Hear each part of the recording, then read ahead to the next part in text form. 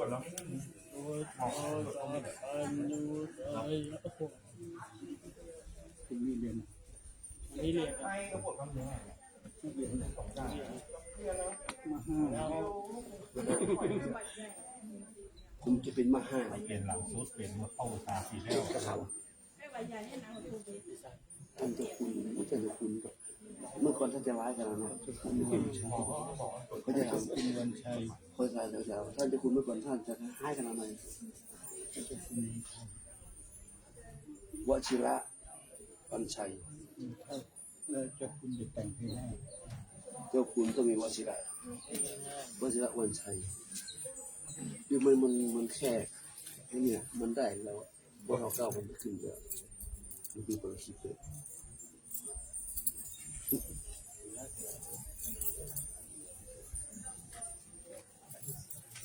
อาสมอง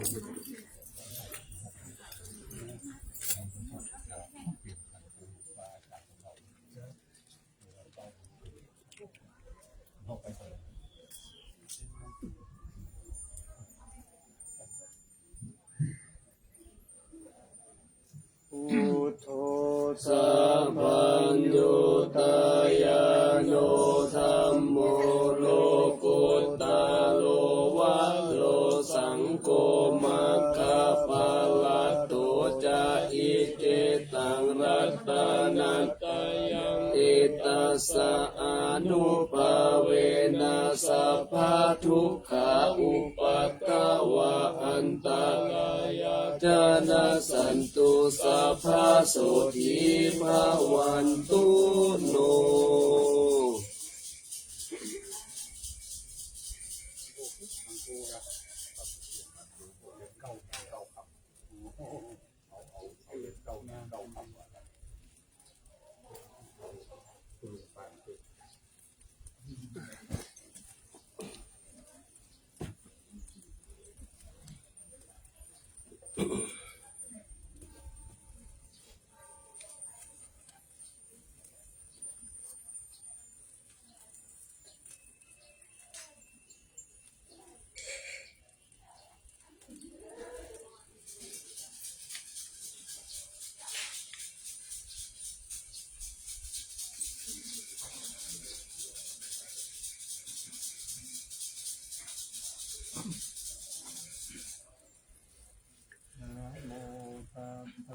ภะคะวะโต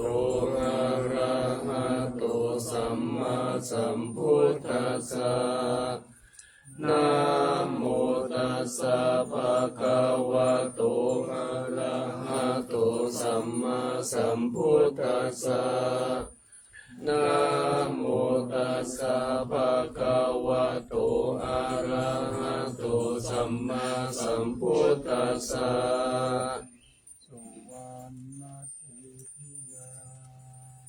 เกสาวะมัตตลุงคังวารัญญาตตุงสุเทวานามกังนาราเทเวหิสัพพปุจิตังอะหังวันทามิสัพพะราปัญญาวาอัสสมิงเอวะกันปิมาอิวะทาลายังปิตากะกะเยสาสนานิยานิเกติโมฆะปัตมาวารังอาปายานิวารนังอะระหังสัคขโสปานังปัฏฐมังอุปัชฌังกาหะเบตวะปัตตติวรังยังชาตังสังฆมัจเจพุทธาสวาหา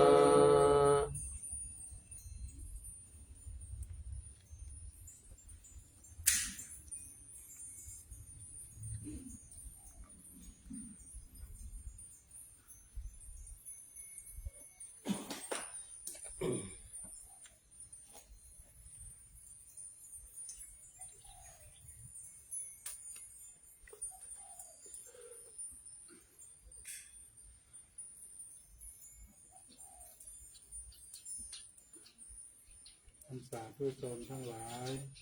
ในร่วมบูชาพระบรมธาตุดอยสุเทพขอให้ท่านทั้งหลายโชคดีมีสุขมีอายุมั่นขวัญยืนปราศจากโรคภัยไข้เจ็บนึกคิดประสงค์สิ่งใดขอให้สำเร็จสมใจปรารถนาจงทุกประการเถิด สาธุ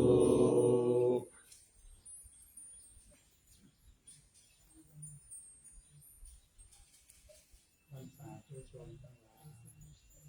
ร่วมบูชาพระบรมธาตุดอยสุเทพขอให้ท่านทั้งหลายโชคดีมีสุขมีอายุมั่นขวัญยืนปราศจากโรคภัยไข้เจ็บนึกคิดประสงค์สิ่งใดขอให้สำเร็จสมใจปรารถนาจงทุกประการเถิด สาธุ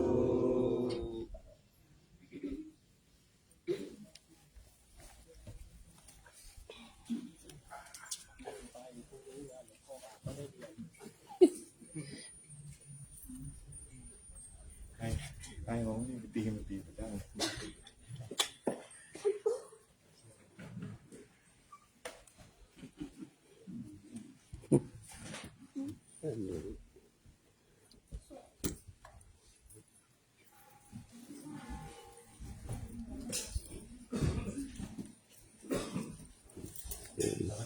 มืออัญชาลีวันวาอาภิวาอัญชาลีวันวาอาภิวาอัญชาลีวันวาอาภิวาอัญชาลีวันวาอัญชาลีอิมินาสัพพะเรนะพุทธังอภิปูชยามิอิมินาสัพพะเรนะธัมมังอภิปูชยามิอิมินาสัพพะเรนะสังฆังอภิปูชยามิอะระหังสัมมาสัมพุทโธภะคะวะพุทธังภะคะวันตังอะภิวาเทมิสวากขาโตภะคะวะตาธัมโมธัมมังนามัสสามิโตปาติปันโนภะคะวะโตสาวกสังโฆสังฆังนามามิ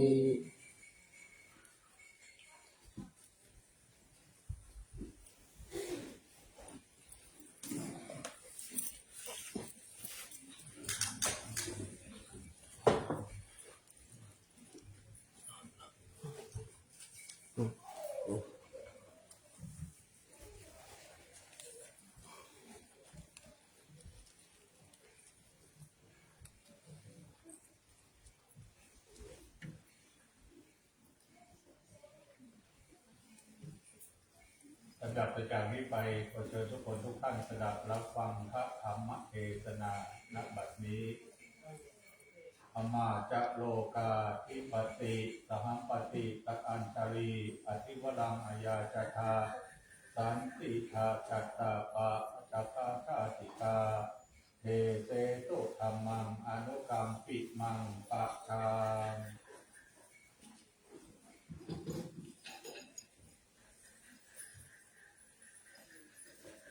นะโมตัสสะภะคะวะโตอะระหะโตสัมมาสัมพุทธัสสะนะโมตัสสะภะคะวะโตอะระหะโตสัมมาสัมพุทธัสสะ นะโมตัสสะภะคะวะโตอะระหะโตสัมมาสัมพุทธัสสะโยจะอัปปัมปิสุตวานะธัมมังกายเยนะปัสสติสเวธัมมสโรโหติโยธัมมังนะปะมัจจติติ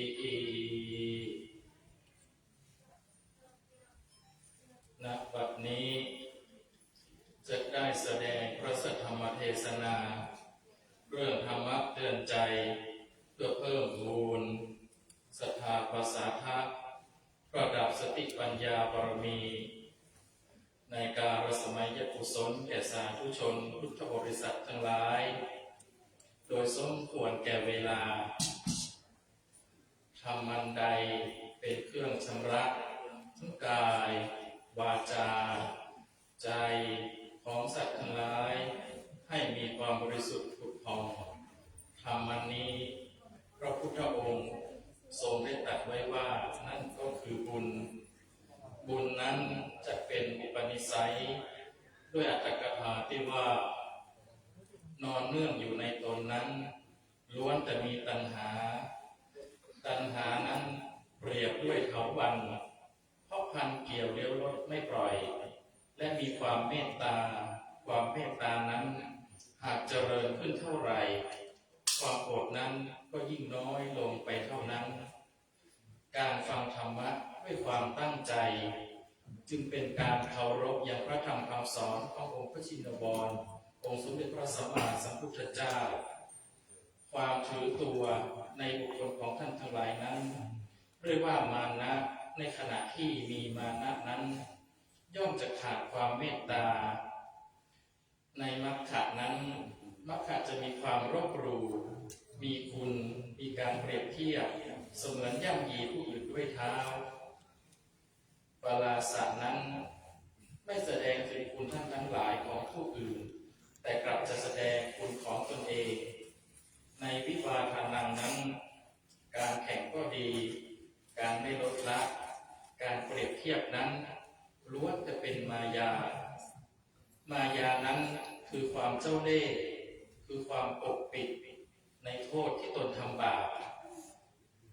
และยังได้ล่วงละเมิดเพราะว่าปกปิดไว้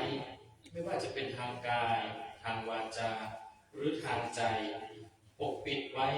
ด้วยโทษอันที่ตัวเองนั้นรู้อยู่และยังจะกลบเกลื่อนเพราะเชื่อว่าการทำบาปทั้งหลายมักจะยุ่งเหยิงไปทั้งหมดดังเอาเท่าฐานมาปกที่ฐานเพลิงชั้นใดองค์สมเด็จพระสัมมาสัมพุทธเจ้าพระพุทธองค์ทรงได้เปรียบเทียบกับธรรมวินัยกับกองหนึ่งใบด้วยว่ากองหนึ่งใบที่ทำด้วยเนื้อไม้อย่างดีมีความปราณีตต่อมาการเวลาล่วงเลยไปกองไม้เหล่านั้นล้วนจะผุพังไปตามโอกาสและเวลาได้มีผู้คนนำไม้ชิ้นใหม่มาแปะเอาไว้เปรียบเสมือนกองที่ชำรุดแล้วนั้นจะหาเนื้อไม้อื่นเหมือนชิ้นเดิมได้หรือไม่แต่ก็ไม่ได้เพราะฉะนั้นจึงได้เอาไม้เนื้ออื่นหรือชนิดอื่นนั้นมาแปะไว้เรื่อยๆพอแปะไว้นานวันเข้าแล้วจนเนื้อไม้กองชนิดเดิมจนเริ่มเรือนหายไปจึงได้เห็นแต่เพียงเนื้อไม้ใหม่ที่นำมาแปะกองใบเดิมไว้คนก็ไม่รู้ว่าเนื้อกองชนิดเดิมนั้นจะเป็นเช่นไรและเป็นฉันใดเปรียบเสมือนดังธรรมวินัยของพระพุทธองค์องค์สมเด็จพระสัมมาสัมพุทธเจ้าได้เปรียบไว้ว่าเหมือนกันในการละข้างหน้าจะมีอะไรเข้ามาเพิ่มพูนในพระสูตรของเราบ้างจะมีพระธรรมวินัยก็เพิ่มมาในส่วนอื่นบ้างคงจะไม่มีใครมาศึกษาได้ตลอดเวลาและจะไม่ศึกษาให้เพียงลึกซึ้งก็จะเกิดความเข้าใจและคิดเองและนี่แหละว่านี่คือคำสอนของพระพุทธศาสนาและนี่คือคำสอนขององค์สมเด็จพระสัมมาสัมพุทธเจ้าเราจะเห็นธรรมได้จากที่ไหนบ้างธรรมนั้นคนล้วนแต่เสาะแสวงหาไปยังสถานที่ต่างๆหลายสถานที่หลายแห่งเพื่อ พื่อเพียงที่จะหาอย่างธรรมะโดยไม่ได้เข้าใจความหมายของธรรมะว่าธรรมะที่จะปรากฏกับเรานั้นอยู่ข้างกายเราเองตลอดเวลาตั้งแต่เกิดจนเราตายและในที่สุดนั้นตัวเราเองก็คือธรรมะธรรมะในตัวเราเองนั้นจะเห็นได้อย่างไรทั้งหมดทุกสิ่งมีอยู่ทั้งภายในและภายนอกพระพุทธองค์ทรงเปรียบธรรมะว่าเป็นธรรมะทั้งนั้นเมื่อไม่รู้ว่าธรรมะเหล่านั้นจะไปสอบแสวงหาได้ที่ไหนไม่เข้าใจและตัดสินเอาเองต่อเมื่อทุกท่านได้ฟังธรรมขององค์สมเด็จพระสัมมาสัมพุทธเจ้าแล้วจะเข้าใจและจะได้รู้ในหลักธรรมคำสอนไม่ต้องไปสอบแสวงหาเพราะธรรมะนั้นไม่มีผู้อื่นบุคคลใดที่จะสามารถสร้างธรรมชนิดหนึ่งชนิดใดเกิดขึ้นมาได้เพราะว่าในขณะนี้ทุกอย่างล้วนจะเกิดขึ้นด้วยเพราะเหตุและปัจจัยในขณะนี้แม้จะได้เกิดขึ้นแล้วไม่ได้เห็นก็มีความเห็นในขณะนี้ไม่ให้ดับก็ดับแม้เกิดขึ้นแล้วก็ดับลงอย่างรวดเร็วการได้ยินเมื่อเกิดขึ้นแล้วก็ล้วนจะดับไปทั้งสิ้นการได้กลิ่นก็ได้เกิดขึ้นแล้วก็ดับไปทั้งสิ้นการลิ้มรสคือเมื่อเกิดขึ้นแล้วก็ล้วนจะดับไปเมื่อเรารู้ทั้งความร้อนความเย็นความอ่อนหรือแข็งหรือว่าตึงก็ดีรู้ว่าร่างกายไหวเมื่อเกิดขึ้นล้วนจะดับไปทั้งสิ้นเมื่อนึกคิดแล้วก็ดับไปอย่างรวดเร็วตามทุกขณะนั่นเป็นกฎลักษณะของสังขารธรรมทั้งหลายซึ่งจะเห็นได้ว่าเป็นสภาพธรรมที่มีปัจจัยนั้นมาปรุงแต่งได้เกิดขึ้นก็ต่อเมื่อเกิดขึ้นแล้วนั้นจะไม่มีการเที่ยงเพราะการเกิดขึ้นนั้นไม่เที่ยงทั้งสิ้นเป็นกฎของไตรลักษณ์ดังที่เราทุกคนทุกท่านจะได้ยินบ่อยๆว่าอนิจจังทุกขังอนัตตานั่นเป็นเพียงกฎไตรลักษณ์เป็นลักษณะทั้งสามของสังขารธรรมอนิจจังนั้นสภาพธรรมเมื่อเกิดขึ้นแล้วย่อมไม่เที่ยงทุกขังสภาพธรรมที่ไม่เที่ยงนั้นย่อมเป็นทุกข์อนัตตาสภาพธรรมนั้นที่ไม่เที่ยงนั่นก็เป็นทุกข์เพราะไม่ใช่ตัวไม่ใช่ตนหรือไม่ใช่สัตว์หรือบุคคลอื่นใดเป็นธรรมที่ได้แสดงแล้วเป็นสิ่งที่สำคัญที่สุดในชีวิตของการศึกษาเมื่อเรารู้ว่ากิเลสนั้นจะมีหรือไม่จะเป็นอย่างไรหรือเป็นเช่นไรในร่างกายของเราจะเน่าจะผุจะพังสักเท่าไหร่หรือแม้ว่าร่างกายจะมีความบริสุทธิ์ผุดผ่องสักเท่าไหร่แต่ก็รู้ว่าในตัวของปุถุชนคนธรรมดานั้นล้วนจะมีกิเลสมีรักมีโลภมีโกรธมีหลงอยู่กันทุกภพทุกชาติและผู้อาศัยอยู่ร่ำไปกิเลสทุกชนิดนั้นล้วนจะเกิดขึ้นได้ด้วยเพราะว่ามีการสะสมการสืบต่อมาตั้งแต่เรื่องอดีตจนถึงปัจจุบันก็ไม่รู้เลยว่าจะเกิดขึ้นในอนาคตอีกหรือไม่เพียงแต่นึกเอาว่าไม่สามารถดับกิเลสได้อยู่ในช่วงขณะปัจจุบันนั้นจึงต้องทำให้ดีที่สุดและทำให้กิเลสทั้งหลายทั้งปวงของเรานั้นได้เบาบางลงบ้างความอาฆาตความโกรธล้วนจะเป็นกิเลสทั้งสิ้นที่ก่อให้เกิดการประทุษร้ายกิเลสที่อยู่ในตัวเราและอยู่ในใจของแต่ละบุคคลนั้นในขณะที่มีความเศร้าหมองก็ล้วนแต่จะเป็นอกุศลทั้งสิ้นอย่าได้ทำร้ายใจตัวเองด้วยการเอากิเลสของตัวเองเพราะกิเลสตัวเองนั้นก็มีอยู่มากแล้วยังไม่เท่าแต่นั้นเรามักจะรับเอากิเลสของผู้อื่นมาเพิ่มทุกข์กับตัวเองอีกผู้ที่เก่งกล้าสามารถในทางโลกยังไม่สามารถละกิเลสได้เปรียบเสมือนคนดีมีเท่าไหร่ก็ยังไม่พอยังมีกิเลสด้วยกันทั้งสิ้นกิเลสนั้นมีทั้งหนี้เก่าและหนี้ใหม่หนี้ใหม่และหนี้เก่าในอนาคตเพียงแต่ทุกท่านเพียรพยายามลดละกิเลสเหล่านี้ไม่ใช่เพียรพยายาม สะสมกิเลสทั้งหลายให้เพิ่มพูนขึ้นบัดนี้เวลาของท่านทั้งหลายเหลือน้อยลงทุกทีแทนที่จะผูกแพรเพื่อข้ามยังวัฏสงสารแม้จะรู้ว่ายังไม่สำเร็จในวันนี้แต่เพียรพยายามสร้างเพื่อให้เกิดความดีดีกว่านั่งอยู่เฉยๆดีกว่าอยู่ในโลกนี้แม้แต่การได้สลับซับซ้อนจนเกินไปจึงควรที่พิจารณาได้เสียว่าคนที่ทำให้ท่านไม่พอใจในชาตินี้อาจจะเป็นที่ท่านเคยทำให้เขาไม่พอใจในชาติปางก่อนคนที่ทำให้ท่านขุ่นเคืองใจก็เป็นคนที่ท่านกำลังมีเวรและมีกรรมต่อกันจึงควรที่จะให้อภัยไม่ถือโทษกดเรือนผู้นั้นผู้ใดก็ย่อมสามารถหมดเวรหมดกรรมต่อเจ้ากรรมในเวรของตัวเองได้นะจะได้ทุเลาเบาบางลงไปกรรมจากผู้จากนั้น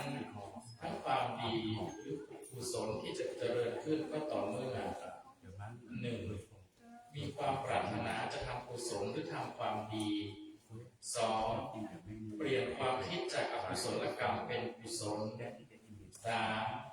สร้างกุศลเป็นอาจินเสมอไม่ได้ขาดสี่ระลึกนึกถึงที่จะสร้างคุณงามความดีเป็นกุศลสงเคราะห์แก่เพื่อนชาวโลกโดยที่ไม่หวังกังวลถึงผลที่จะตามมาหรือรับผลนั้นย่อมเป็นธรรมที่มีความเมตตาเป็นต้นสัตว์ทั้งหลายที่เกิดมาแล้วรู้ว่าจะมีผลบุญและกรรมที่ได้กระทำต่อไปชื่อว่ากรรมของตนนั้นย่อมหนีไม่พ้นผลของกรรมกรรมนั้นก็เปรียบเสมือนเรื่องกรรมอย่างดีที่ว่าเราได้กระทำความดีแล้วผลกรรมในชาติต่อไปจะทำให้เกิดในชาตินี้วิบากกรรมของคนเหล่านั้นได้กระทำให้ตนผู้อื่นไม่สามารถกระทำได้นอกจากตัวเราเองนั้นสามารถสะสมมาแล้วเป็นปัจจัยให้เกิดขึ้น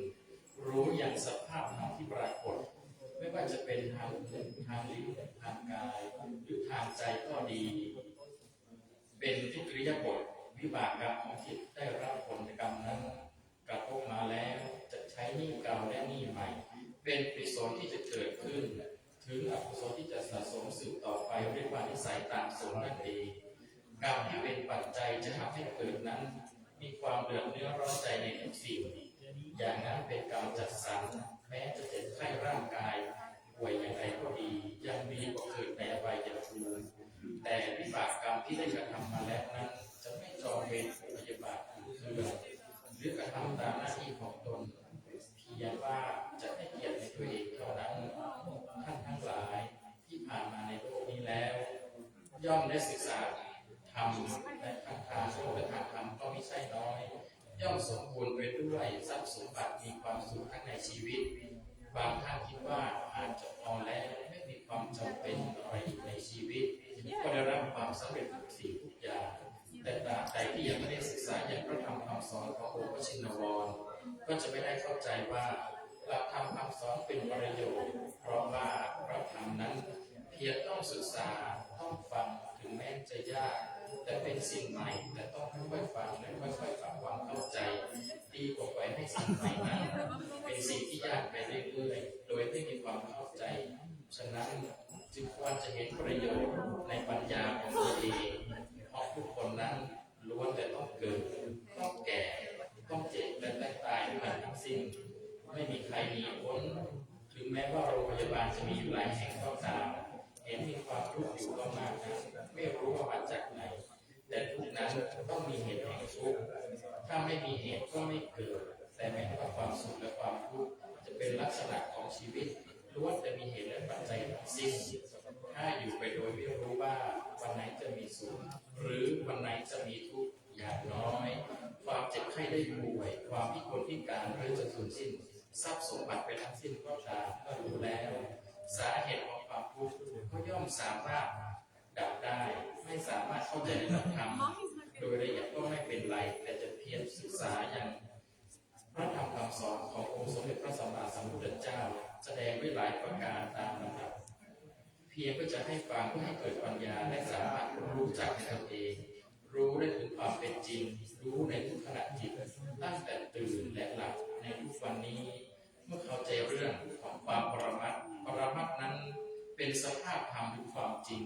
จะเห็นว่าทุกสิ่งทุกอย่างที่เกิดขึ้นต้องมีเหตุและปัจจัยที่สะสมนั้นจะเห็นเป็นสิ่งที่ดีได้ยินก็ดีได้กลิ่นก็ดีรู้ลิ้มรสได้กระทบสัมผัสกับสิ่งที่ดีเป็นไปตามเหตุตามปัจจัยในขณะนั้นไม่มีอะไรแน่นอนเที่ยงแท้ชีวิตของแต่ละคนแต่ละท่านผ่านมาจนถึงวัยชราจนถึงในวันนี้ซึ่งก่อนที่ถึงวันนี้นั้นไม่รู้ว่าพรุ่งนี้จะมืดสนิทหรือไม่รู้เลยว่าพรุ่งนี้จะเกิดอะไรขึ้นบ้างนั่นแหละคือความไม่แน่นอนของชีวิตเพียงแต่ทุกท่านได้ศึกษาธรรมก็จะเริ่มเข้าใจว่าความตรงไปตรงมาในกฎของอนิจจังทุกขังอนัตตาจะเป็นรู้เหตุของความทุกข์รู้ความสุขจนกระทั่งสามารถที่จะระดับรับจะดับเหตุของความทุกข์เหล่านั้นได้และความสุขนั้นจะได้ตามมาได้ตามสมความกรรมตามหลักขององค์สมเด็จพระสัมมาสัมพุทธเจ้าที่ได้ตรัสแสดงไว้เป็นอริยสัจธรรมอริยสัจธรรมนั้นเป็นประโยชน์ของการฟังธรรมและนี่คือเป็นเกร็ดเล็กเกร็ดน้อยเพียงเพื่อจะสดับสติปัญญาของท่านทั้งหลายให้เพิ่มพูนดังพระบาลีที่ได้รับรองไว้ว่าธัมโมสุกินโนสุขามาวหาติธรรมที่ประพฤติดีแล้วย่อมนำสุขมาให้ท่านทั้งหลายท้ายที่สุดนี้ขออ้างเอาคุณอย่างศรีพระรัตนตรัยคุณบารมีขององค์พระบรมธาตุเจ้าดอยสุเทพคุณย่าราศีที่ท่านสาธุชนทั้งหลายได้กระทำและบำเพ็ญมาแล้วนั้นจงเป็นเดชเป็นเดชะเป็นพระปัจจัยที่ใส่ตาทรงประดับตนให้ผู้คนทุกท่านปราศจากโรคาพยาธิปราศจากภัยพิบัติทั้งหลายทั้งปวงขอให้ท่านทั้งหลายทั้งปวงจงประสบแต่สิ่งที่ประสงค์จำนงหมายและเป็นสิ่งที่ดีมีลาภยศสรรเสริญบารมีพร้อมไปด้วยทั้งอายุวันนะสุขะปณิธานทั้งสามสมบัติตลอดการใช้ชีวิตทุกทิวาราตีการแสดงพระสัทธรรมเทศนาขอสมควรแก่เวลาขอสมยุติลงคงไว้แต่เพียงเท่านี้เอวังก็มีด้วยประการฉนี้ สาธุสาธุสาธุ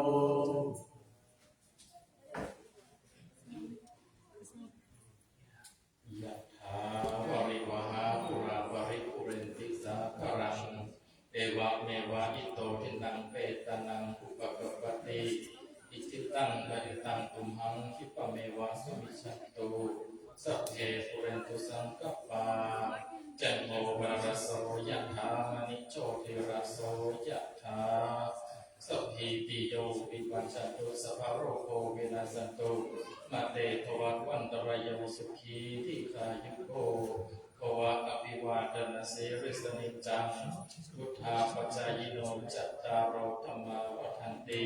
อายุวันโนสุขังภะลัง สาธุสาธุสาธุ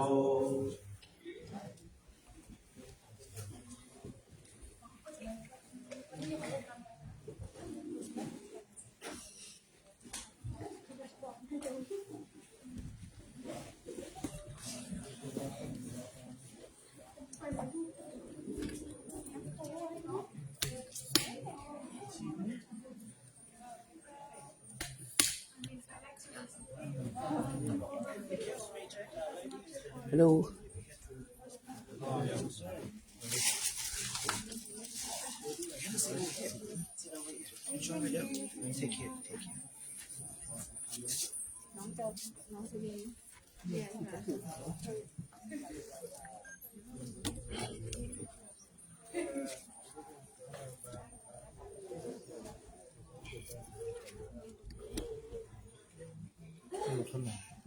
เนี่ย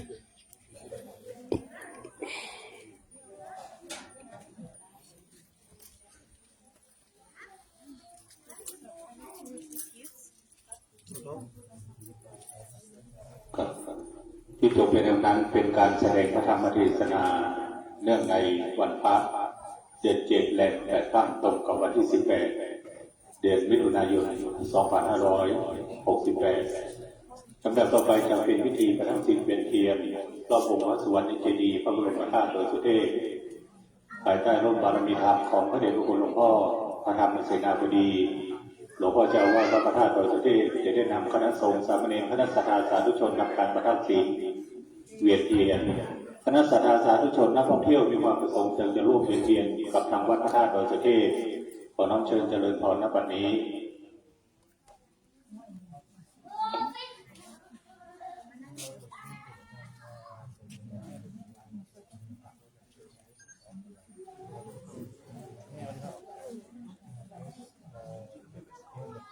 ยา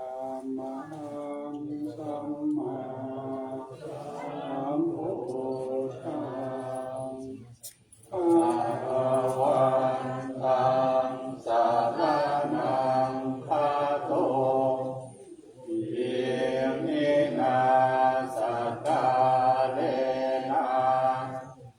อังพุทธังอภิปุชยามิยังมหังสวาคาตังภะคะวะตาธัมมังสารนังคาโตอิมินาสกาเลนะตังธัมมังอภิปุชยามิยา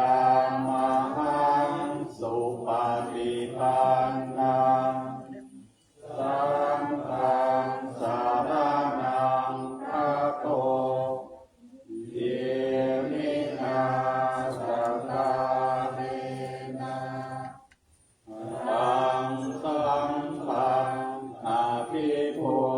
ชยามิยาม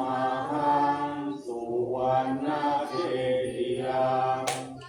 สารนังคาโตเยมินาสกาเลนะตังสุวรรณเจดียังอภิปุชยามิอะระหังสัมมาสัมพุทโธภะคะวาพุทธังภะคะวันตังอภิวาเทมิสวากขาโตภะคะวะตาธัมโมธัมมังนัมมัสสามิสุปฏิปันโนภะคะวะโตสาวกสังโฆสังฆังนามามิสุวรรณเจดียังเกสาวรามาคาลุงพังวารัญญาคาลุงโสเทวนามาคัง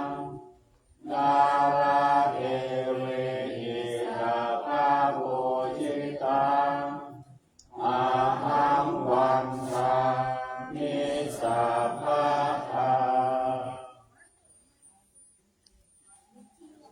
อิติปิโสภะคะวะอะระหังสัมมาสัมพุทโธวิชาจารณะสัมปันโนสุขโตโลกวิทูอะตาโลปุริสามาสาลาเทสัตตาวามนุสานังพุทธภะคะวะเตสาวะคาโต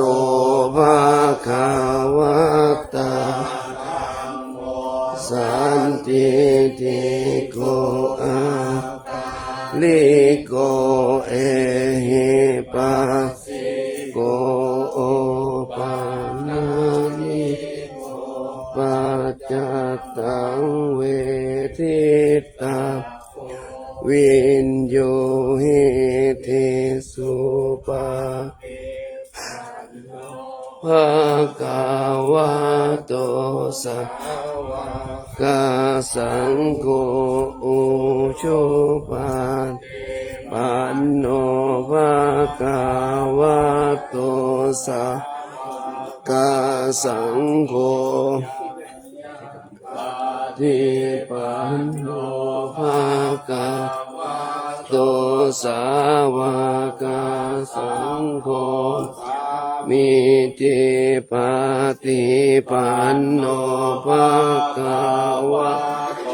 สาวกสังโฆทิตังจัตตาลิสิสายุคานิอุลิสาภุคาลาเอสะภะวะโตสาวกสังโฆกันโทนายโยปาหุนายทักขินายโยอัญชลิกาลาโยอนุตตรังปุญญเขตังกัสสติวิโสภะสัมมาสัมพุทโธจัจจาปันโนสุขโตกาวิโทนุตตาโลปุริสธรรมะลาเดสัตตาเทวะนุสานังพุทโธภกวะสาวกาโตภควะธัมโมสันติอากาลิโกเอสิโกโอปานายิโกจัตตังเวทิตาโพวิญโยนิสุปาติปันโนภะคะวะโตสาวกสังโฆโยชุปาติปันภะคะวะโตสาวกสังโฆติปันโนภะคะวะโตสาวกสังโฆ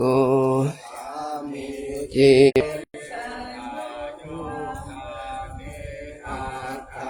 บุริสาภุคาลาเอ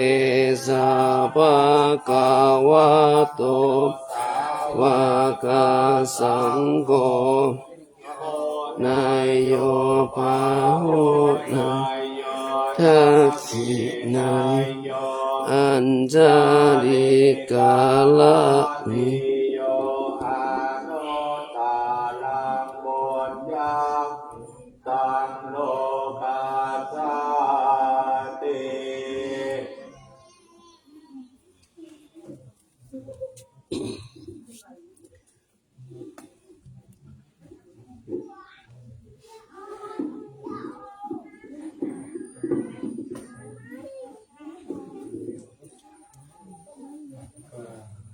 กราบหนึ่งกราบสองกราบสาม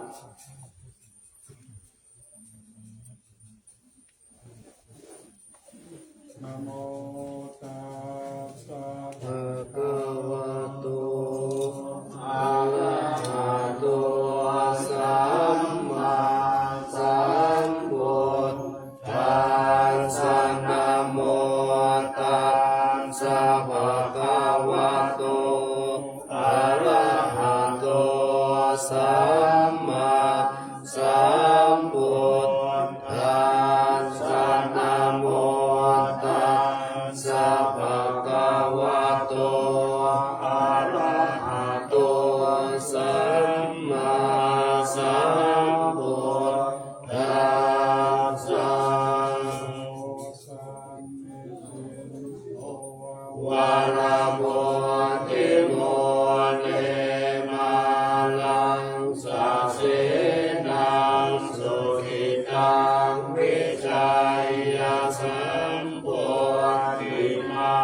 คาจิอนันตายานโนโลกุตตโมทังปัฏมาภิพุทธังเยจะพุทธาอาทิตาจะเยจะพุทธา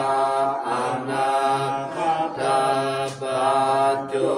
บันนาจะเยพุทธา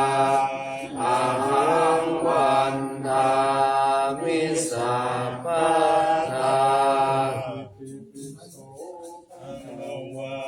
อะระหังสัมมาสัมพุทโธวิชาจารณะสัมปันโนสุขโตโลกวิทูอนุตตโรปุริสธรรมสารติสัทธาเทวมนุษย์สานังพุทโธภควาติพุทธังชีวิตังยาวนิพพานังสารนังกัจจามินาทิเมสารนังอัญญังพุทโธเมสารนังวรังเอเตนะสัจวัจเจนะโหตุเมชยมังคลังอุตตมังเทนะวันเดหังปาทาปังสุวโรตมังพุทเทโยขาดิโตโทโสพุทโธธรรมตุตังมัมมัง อาทังอิโก อาริยปัตโตชนะนังมุตตาปเวสายโกจุยัมมาโกธัมโมตยังสันติคาโลปะดิโตนิยานิโกตังปะมามิธัมมังเยจะธัมมาติตาจะเยจะธัมมาอนาคตาปัจจุบันนาจะเยธัมมาอาหังวันทามิสัพพะทา ภะคะวะโต ภะคะวะตาธัมโมสันติติโกอัตตานิโกเอหิปัสสิโกโอปันญิโกปัจจตังเวทิตาภูวินโยหิติธัมมังชีวิตังยาวนิพพานังสารนังกัจจามินันติเมสารนังอัญญังสัมโพเมสารนังวรังเอเตนะสัจวัจเจ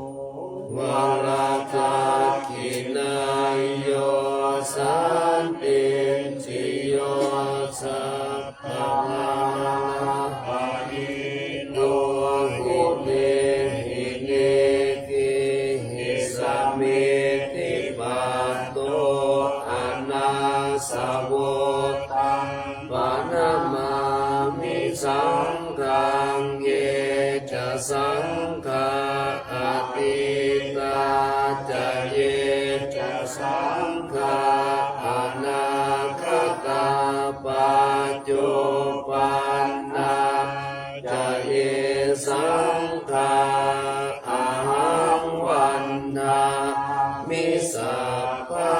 ทาภะคะวะโตสาวกสังโฆอุ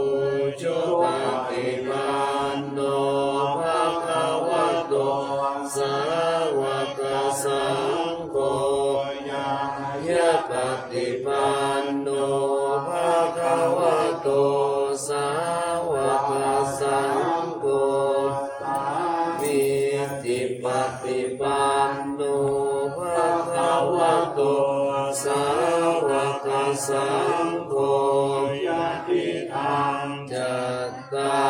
ริปุริสยุคานิอัตถปุริสภูมิลาสัพพะคะวะโตสาวกสังโฆนายโยปาหุนายโยทัพทินายโยอันตริกัลลิโยอนุตตรังปุญญเขตังโลกัสสติสังฆังชีวิตังยาวนิพพานังสรณังกัจฉามินาทิเมสรณังอัญญังสังโฆเมสรณังวะลังเอ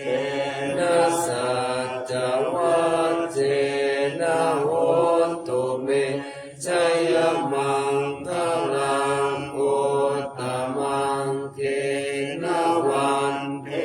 หังสังคันจตุวิตุตตมังสังเกโยคาลิโตโทโสสังโฆคัมมตุตังมะมังอิเตวะมัจจันตนะมัสสะนายังยัมสะนาโลกัตนะตายังยังปุญญาภิสันทังวิปุลังอาลาทังตัสสานุภาเวนะหตันตรายโย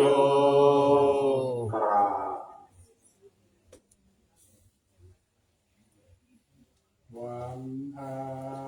มิบุต ทังสัพพังเมโท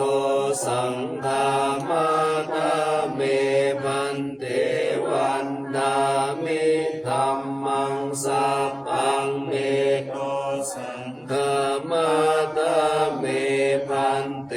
วันดามิสังฆังสัพพังเม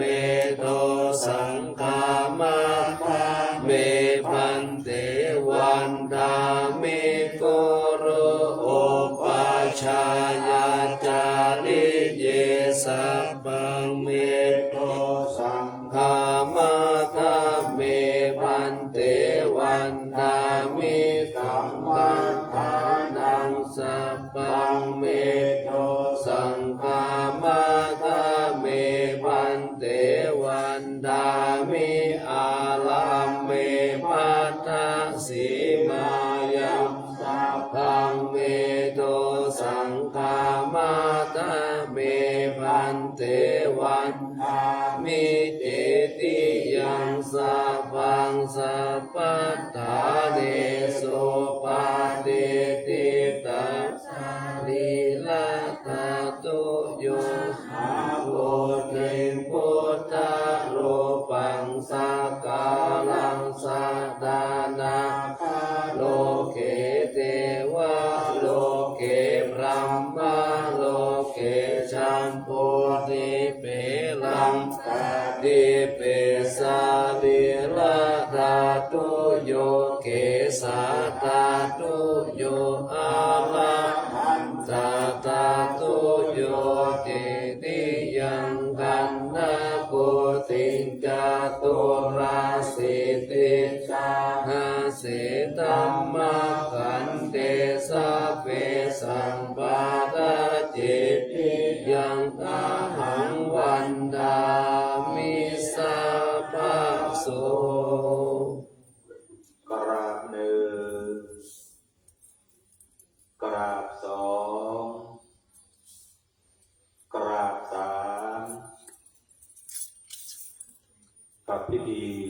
ดับรับฟังพระธรรมเทศนาและพิธีประทับศีลเวียนเทียนรอบองค์พระสวรรค์เจดีย์พระบรมธาตุดอยสุเทพ